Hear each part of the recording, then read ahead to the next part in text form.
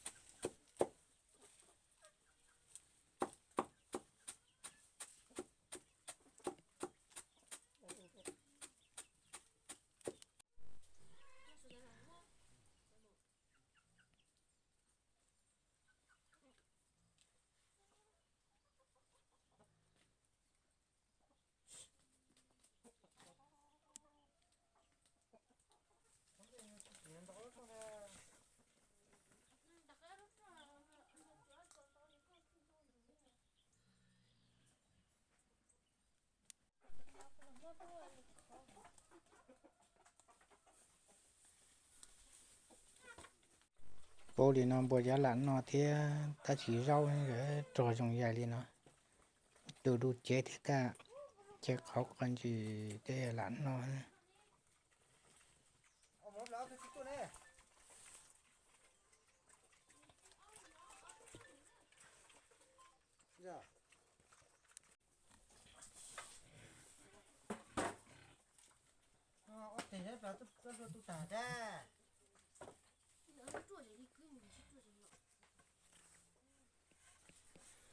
lúc nó bây giờ cho mình tổng play nó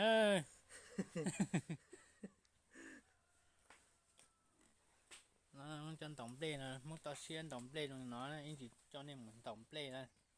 lợi nó chả muốn tao xuyên thì toàn nhẹ tóm mà lúc tao nó thia nó có cho chân không ô tôi lụt tả chia nó hết ra bản tôi tả cha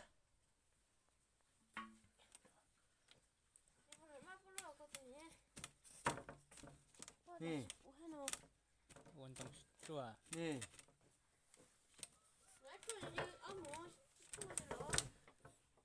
ô tụi nó kêu lụt tả mà nó ô lo men tàu này hai xe cho nó tàu mà nó là cánh gì rồi thế là nó làm tao lo ha nó làm bản đồ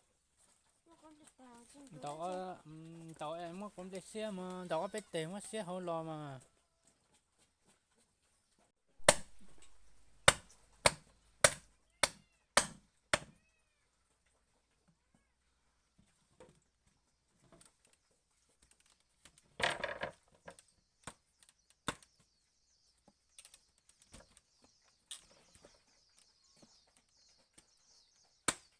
con này thì ua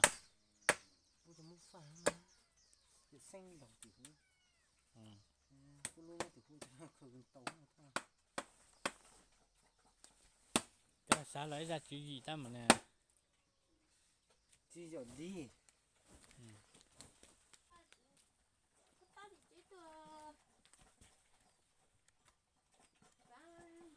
ô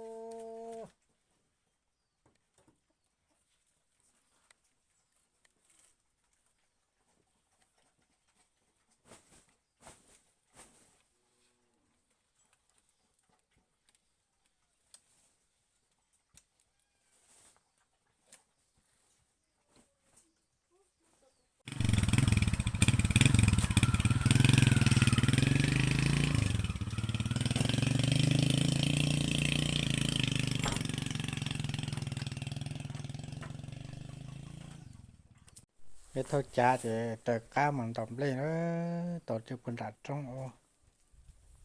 nên cho cá mình sẽ phải mình tổng lên trong đi cháo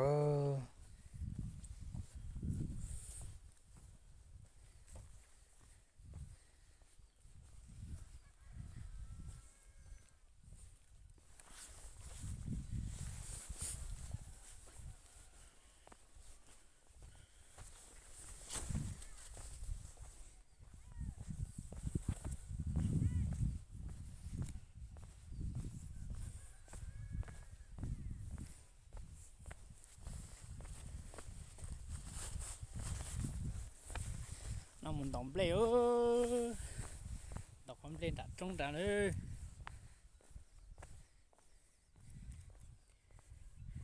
tổng lên đợi nó ơi lúc trong nó ơi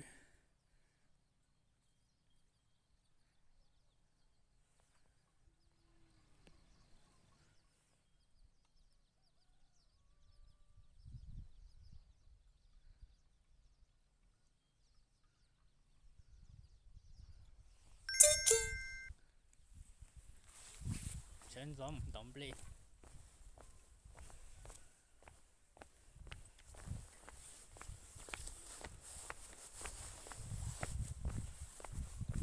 nó tròn trả đó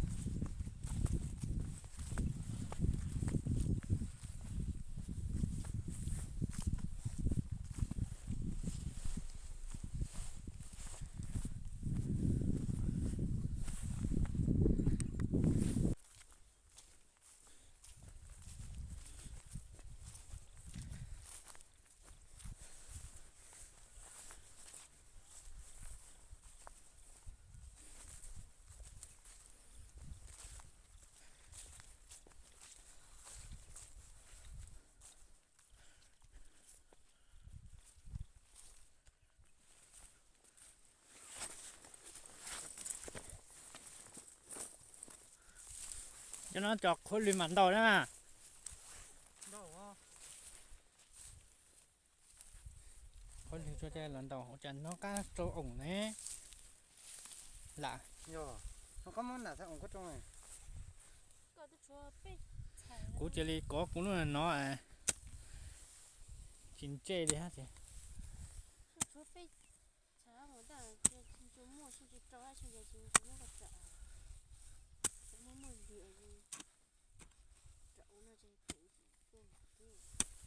nó phải uống chán play nó đây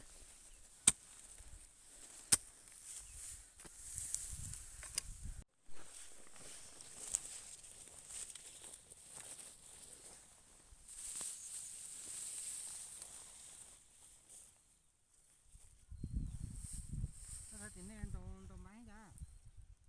bên đồng mai thôi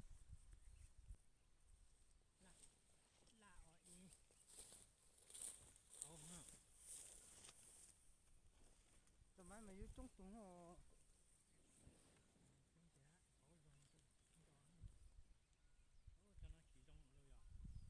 ô nó ụt sổ là sao thơ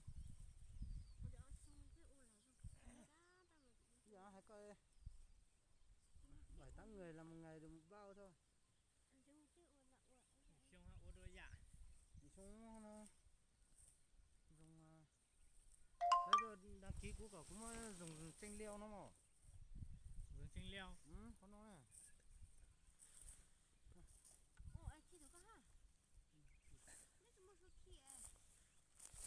chanh leo nó rất là cứ chúng mình nhận đầu tư hết chanh leo mà nó đầu tiên chơi nè dây này lúa nè nước này để hát khí nha nó chuột đây ha khí ó cô chỉ lo nó có khu nó lên mà đầu tư chia hết nó ta tốt kém nó bây giờ chọn này hiệu quả chỉ nó cho nhỏ nó mà mùa này một trồng mà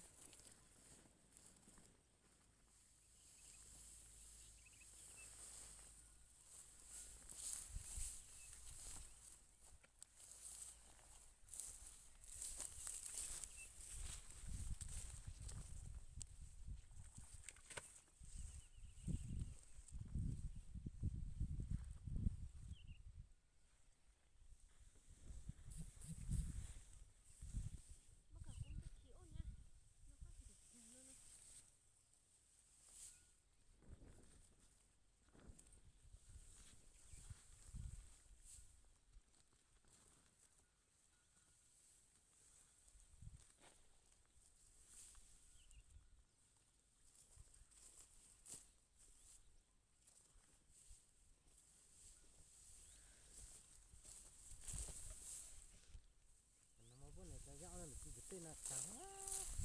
Giang nó. Thắng là chi nó. Tôi vừa cho hai những một chết tên à. Tôi tạo sinh quá.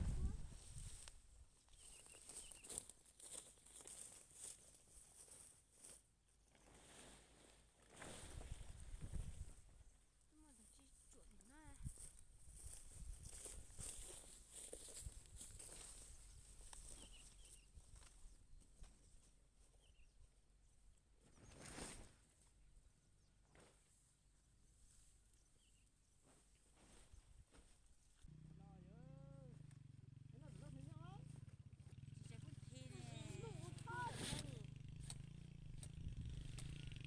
Chỉ có thế nè. Giống cái cho cái tia chả. Cái tia gọi đó tôi chỉ lo hỏi mà hai đứa cái cuốn. anh nó bị trùng nè Chào chị. Mua cho nó. anh tôi cho nó chủ tôi là Xong cá siêu xe số con nè. hay là có số mỗi số các tôi ma Anh này nhảy. Ai về chung hay ta về chung cá này cá chả chỉ nó nè. anh tôi thôi Chỉ cho nó cái điểm bền bè đã giang cá lúc kia giang cá họ về chung cá họ. không nhớ nổi cái đó Nó về chung ố. Nó về chung cái một về chung tích cái chuyện một nó nó thấy chuyện. nó có gì cái mà nó nó có mì kia nó cá chi nữa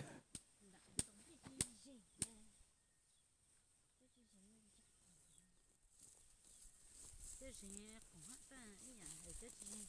cũng hết ta ý nhà giống như cái hắn đứng tu chạy. sao mà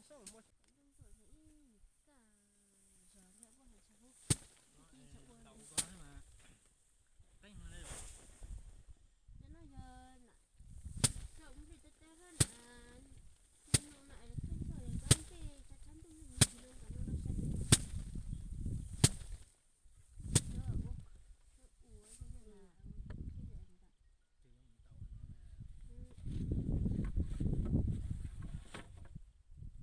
Chơi gió đi qua thả đây nè. Đậu nó sai. Đậu này.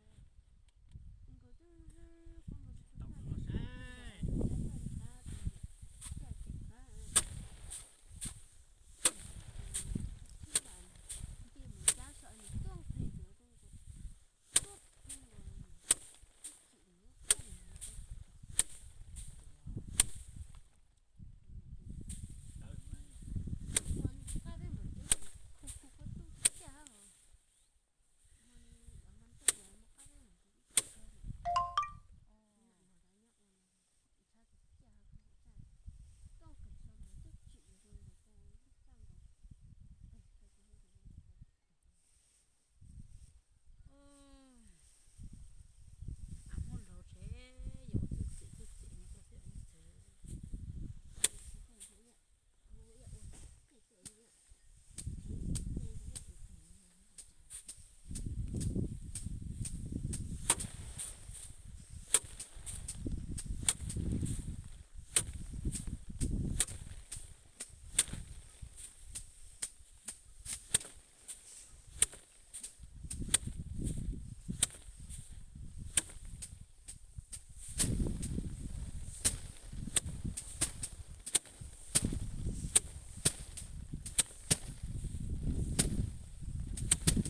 Mẹ ôm cái này mình tao lo là ổn mình tao thì là mình tao mẹ có thế. Cái tao mẹ ha. Tao mẹ và nó cũng nên tao tệ đi luôn. Mẹ mặn đó. Tao mẹ chấm đi tới đó mà. Sát cơ đấy mà. Do tao mẹ chấm đi tới nó mà nó sai mà. Ôi giờ dù chú téo nó mà quê. Quê nó là ít nát khô.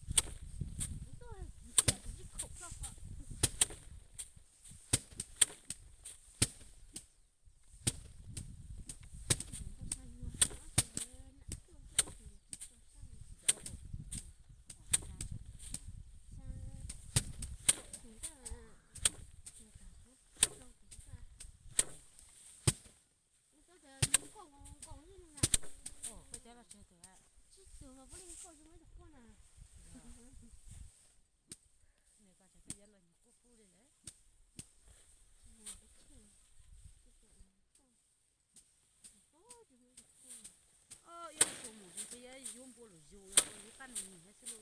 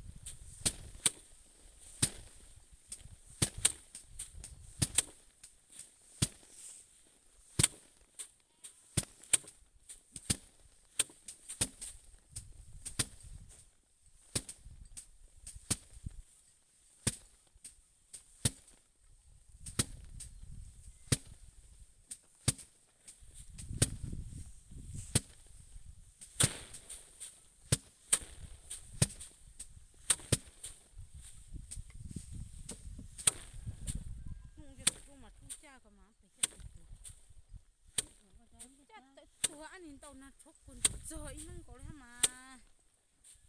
ไม่ถึงตอนนู้นเลยเขาบอกว่าอันนี้ไปที่ตัวหูฉันจะจะ送你这个才上楼是的那里头哎上楼就说呗那个你不打电话呢而且这个也是可以家里真的是他说不是方便啊你 nó cái lông máy mà nó say gió nó thấy không Dạ, hắn đỏ lo máy mình đỏ chỉ cho mà bị chống máy mà tao máy lụ mà sống được bắt tóc mà rong tàu thế nào đến đây nó chỉ mua này thế nào mà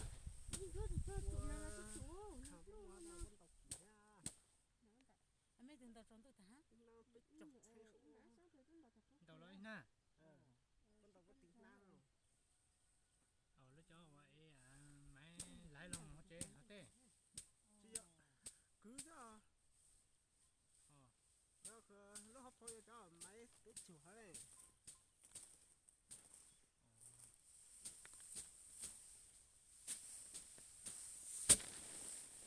sao vậy nhé mà ôi nhé cùng nó là chúng ta cái cái chúng ta tặng ha ôi thằng ôn lý này mà coi lúc này là cặp nó chịu thế này